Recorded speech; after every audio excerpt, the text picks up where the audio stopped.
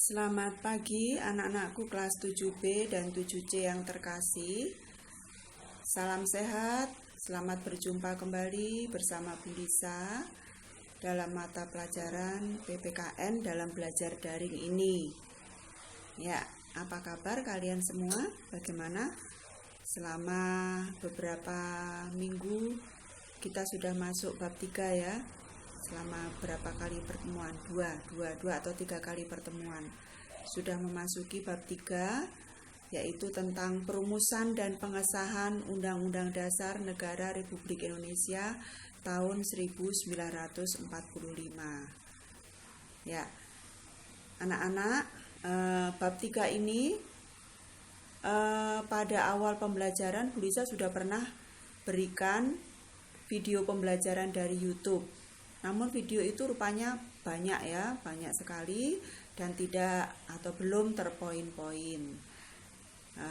Setelah ini Bu Lisa akan berikan poin-poin supaya kamu lebih mudah belajarnya, yaitu perumusan sendiri, pengesahan sendiri. Jadi tidak jadi satu perumusan dan pengesahan ya. Kita akan bahas dan belajar tentang perumusan UUD NRI 45, kemudian pengesahan UUD NRI 45. Kemudian Bu Lisa juga sudah pernah berikan tugas yang di Google Gambar itu ya, yaitu gambar para pendiri negara kita, anggota BPUPKI sedang mengadakan diskusi di sela-sela istirahat sidang BPUPKI yang kedua.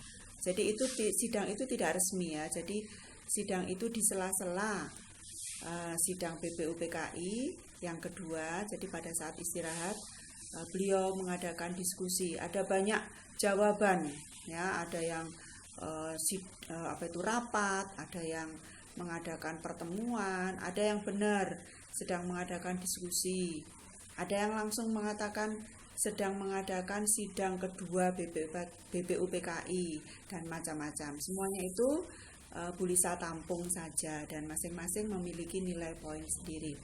Baik anak-anak, kita mulai dengan perumusan UUD NRI 45 dulu ya, tentang perumusan dulu. Ya, Bu Lisa buka PowerPoint-nya. Ya, yang pertama harus kalian perhatikan ini tentang sidang BPUPKI. Kalian sudah belajar sidang BPUPKI yang kedua itu menghasilkan UUD NRI 45. Yang pertama menghasilkan dasar negara ya, dasar negara Pancasila. Yang kedua menghasilkan UUD NRI 45. Ya, proses perumusan dan pengesahan UUD NRI 45 itu bukanlah hal yang mudah.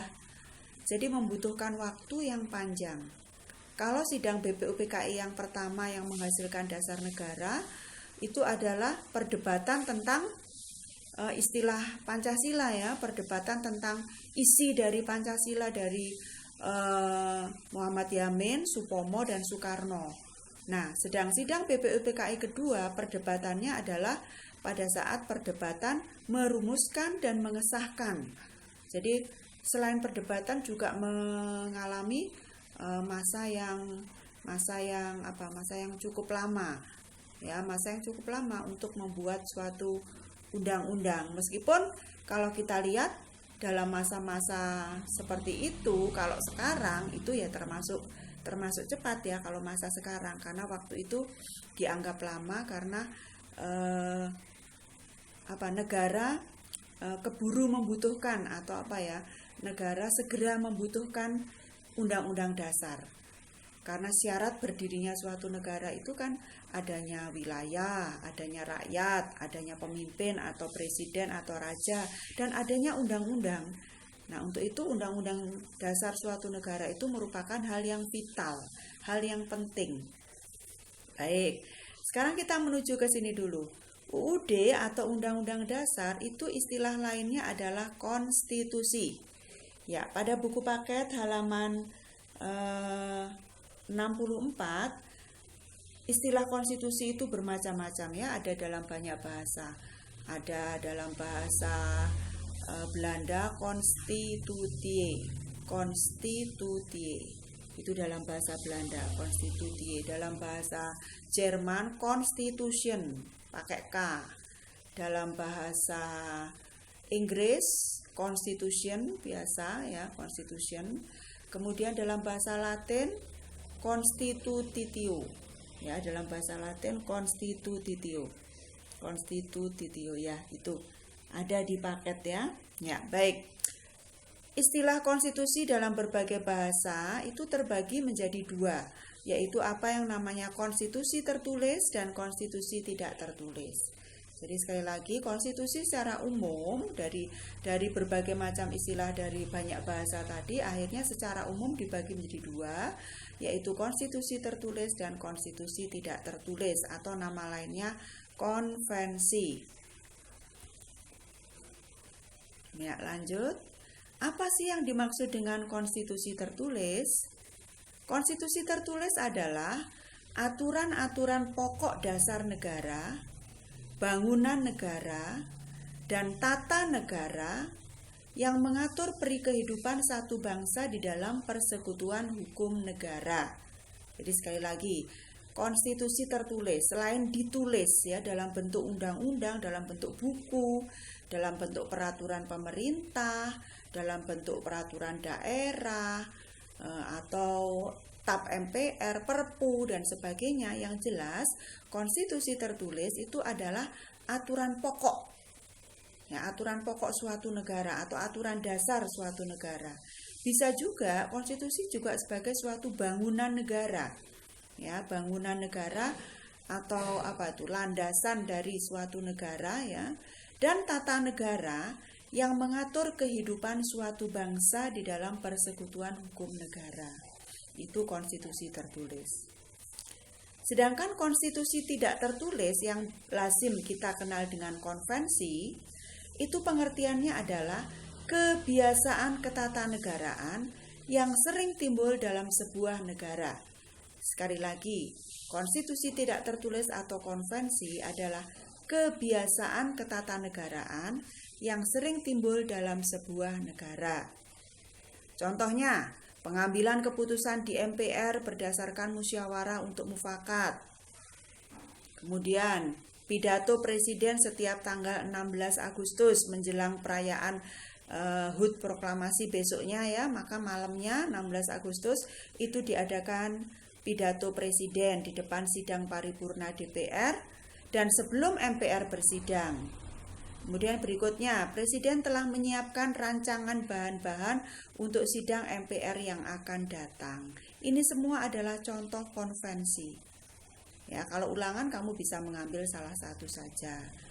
Baik, lanjut dulu.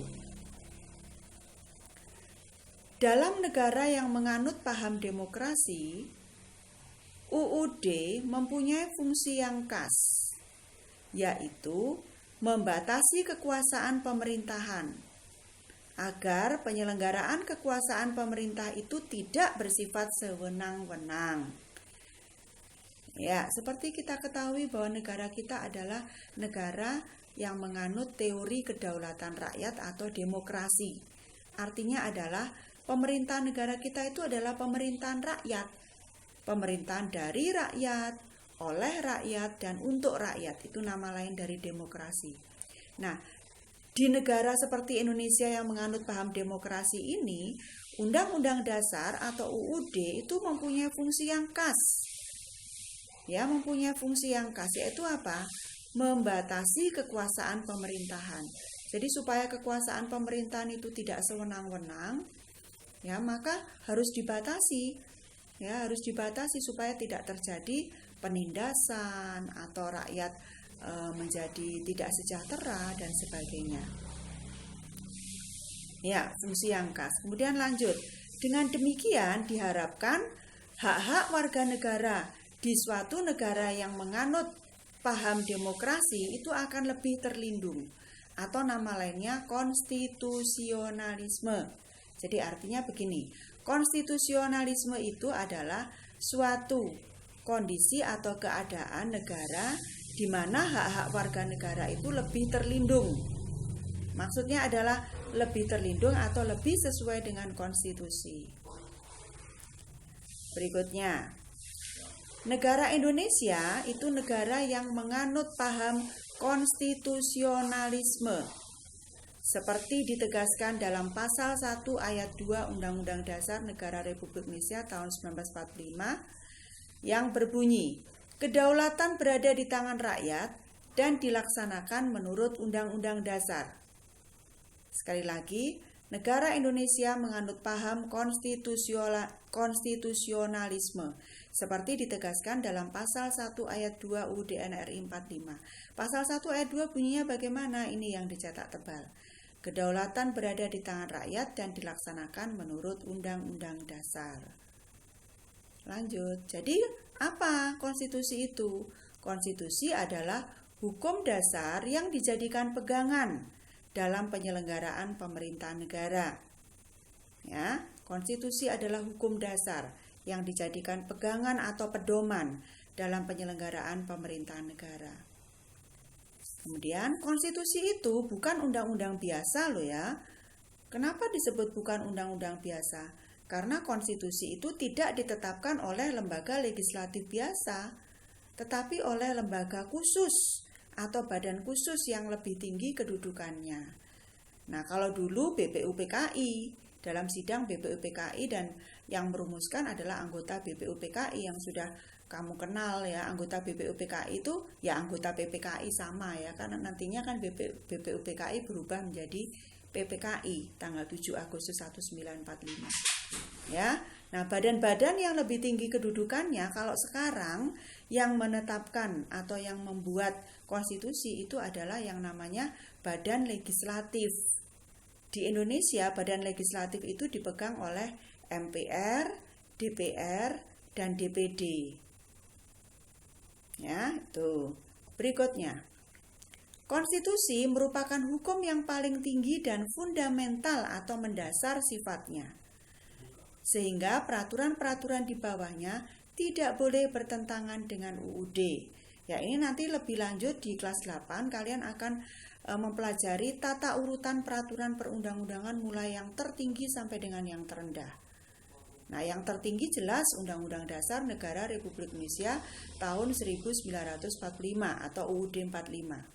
Ya, yang terendah sampai di bawahnya nanti itu ada di kelas 8. Tapi kalian perlu ketahui bahwa ini konstitusi itu adalah hukum yang paling tinggi. Kalau di Indonesia konstitusinya kan UUD NRI 45. Itu adalah hukum yang paling tinggi di mana semua peraturan di bawahnya tidak boleh bertentangan dengan UUD 45. Dan konstitusi dalam hal ini UUD 45 merupakan merupakan hukum yang fundamental atau mendasar, ya, yang sifatnya mendasar atau fundamental, sehingga peraturan-peraturan di bawahnya tidak boleh bertentangan dengan Undang-Undang Dasar. Demikian. Lanjut. Ketika Indonesia merdeka dan diproklamasikan, itu Indonesia belum memiliki UUD, ya, jadi masih kosongan, ya, karena merdeka 17 Agustus 45. Nah, UUD NRI 45 itu baru ditetapkan sehari setelah merdeka, ya, oleh PPKI pada tanggal 18 Agustus 1945. Bu Lisa ulangi lagi. Ketika Indonesia diproklamirkan atau diproklamasikan, itu belum memiliki UUD, ya. Dan UUD NRI 45 itu ditetapkan oleh PPKI sehari setelah merdeka, yaitu Sabtu 18 Agustus 45. Di mana kalian sudah tahu ya 18 Agustus 45 itu PPKI menetapkan apa saja. Tuh. Berikutnya, naskah UUD NRI 45 pertama kali dipersiapkan oleh BPUPKI. Pasal-pasalnya maksudnya ya. Hal itu dilakukan pada sidang kedua tanggal 10 sampai 17 Juli 45. Jadi begini, sidang kedua tanggal 10 sampai 17 Juli 45 ini adalah sidang yang istilahnya apa ya? Adalah sidang yang menggodok atau yang mengolah Undang-Undang Dasar yang nantinya akan menjadi Undang-Undang Dasar yang kita terima itu. Nah, itu dipersiapkan oleh BPUPKI. Nah, pada sidang kedua dibahas hal-hal teknis, yaitu apa saja sidang kedua BPUPKI itu membahas hal teknis apa saja. Di antaranya, 1. Bentuk negara dan pemerintahan baru yang akan dibentuk. 2. 2. Dibentuk panitia hukum dasar dengan anggota 19 orang yang diketuai oleh Insinyur Soekarno. 3. Membentuk panitia hukum dasar, di mana di dalamnya membentuk panitia kecil yang diketuai oleh Bapak Supomo, dengan anggotanya terdiri dari Bapak Wongsonegoro, R. Soekardjo, A.A. Maramis, Panji Singgih, Haji Agus Salim, dan Sukiman. Lanjut. Apa saja yang dilakukan oleh para pendiri negara kita pada sidang kedua BPUPKI pada tanggal 10 sampai 17 Juli 45? Nah, ini Bu Lisa uraikan sesuai dengan paket ya, supaya kamu tidak mencari-cari ya. Sidangnya itu kan tanggal 10 sampai 17 Juli.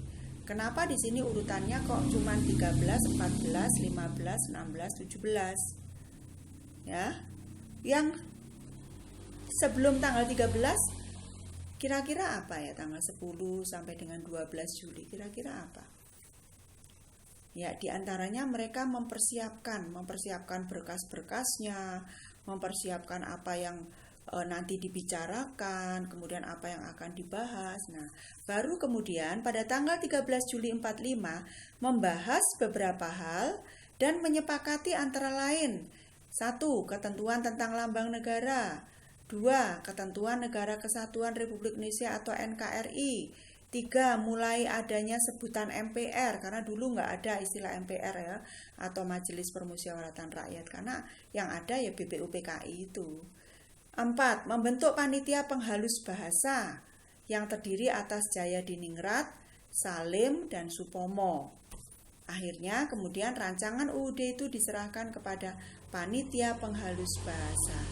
Berarti tujuan membentuk panitia penghalus bahasa itu adalah untuk apa? Untuk mempersiapkan rancangan UUD ini. Ya, tuh lanjut. Pada tanggal 14 Juli 45, apa yang dilakukan oleh BPUPKI? BPUPKI mengadakan sidang dengan agenda pembicaraan tentang pernyataan kemerdekaan. Yang kedua, panitia perancang UUD melaporkan hasilnya berupa pasal-pasal dari rancangan UUD berjumlah 42 pasal. Yang ketiga, dari 42 pasal tersebut ada 5 pasal masuk tentang aturan peralihan dengan keadaan perang, serta 1 pasal mengenai aturan tambahan. Ya, jadi kembali ke ini dulu. Jadi dari 42 pasal yang ada, 42 pasal ini ada 5 pasal masuk tentang aturan peralihan dengan keadaan perang, serta 1 pasal mengenai aturan tambahan. Tuh, kemudian lanjut. Pada tanggal 15 Juli 1945, BPUPKI mengadakan apa saja? Yang pertama, pembahasan rancangan UUD, di mana ketua perancang UUD yaitu Soekarno sendiri memberikan penjelasan tentang naskah yang dihasilkan dan mendapat tanggapan dari Muhammad Hatta. Kemudian yang kedua, lebih lanjut Supomo sebagai anggota panitia kecil perancang UUD diberi kesempatan untuk memberikan penjelasan terhadap naskah UUD. Yang ketiga, penjelasan Supomo antara lain menjelaskan betapa pentingnya memahami proses penyusunan UUD. Nah, itu kejadian atau hal-hal yang dilakukan pada tanggal 15 Juli 45. Ya, jadi membahas rancangan UUD. Kemudian memberikan penjelasan tentang naskah yang dihasilkan. Ya, naskah yang dihasilkan itu apa saja. Kemudian lebih lanjut Supomo sebagai anggota panitia kecil sebagai anggota panitia kecil diberi kesempatan untuk memberikan penjelasan terhadap naskah UUD, karena memang Supomo juga berperan di sidang pertama BPUPKI, di sidang kedua dia juga masih aktif ya dan berperan. Penjelasan Supomo antara lain menjelaskan betapa pentingnya memahami proses penyusunan UUD. Berikutnya, pada tanggal 16 Juli 1945, apa yang dilakukan oleh BPUPKI? Yang pertama, naskah UUD akhirnya diterima dengan suara bulat. Yang kedua, selain itu juga diterima asal-usul dari Panitia Keuangan dan Panitia Pembelaan Tanah Air. Terakhir, pada tanggal 17 Juli 45 apa yang dilakukan?